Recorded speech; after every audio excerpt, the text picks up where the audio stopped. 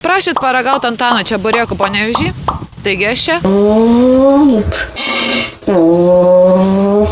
Šiaip pasakysiu atvirai, Antano čeburekai yra man tikrai pažįstami, nes esu užaugęs Rožinė, tai čia ne pirmas kartas. Kiek atsimenu, buvo geri, bet ar labai geri, va to nepasakysiu. Matau, nuo 7:30 jau čeburekai ruošiami yra. Užeinam. Visai nesmirda alkoholiu. Ką darai? Alaus dar ankstokai. Gerai dienos pradžiai. Tai šiandien degustuosim Antano čeburekus. Ar ragavai kažkada Antano čeburekus? Taip, esu ragavusi, nepatiko. Pas mane toks pikantiškas. Su daržovėmis. Daug dar atrodo, pasakysiu tikrai. Sunkus toks. Sunkus. Minusas, kad yra pašildyti. Ir minkšti tokie. Bet suteikim šansą. Labai. Toro tešla.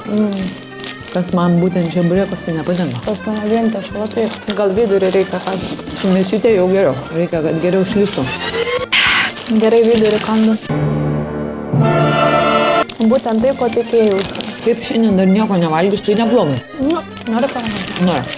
Pas mane kitokią tešlą paragauk su kampučia tik tai. Tas tai geresnė tešla pas mane.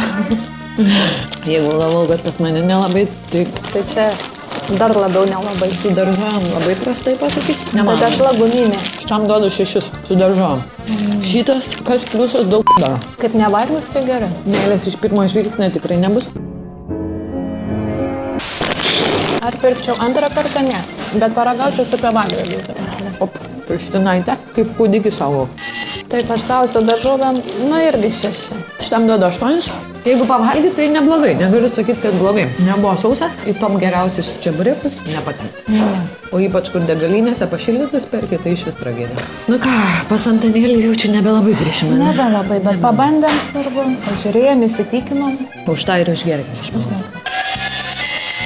Čia viskas tik dėl video, čia toks darbas. Taip. Šiaip tai nebūtų mėgėjai. Ne, mes netokius.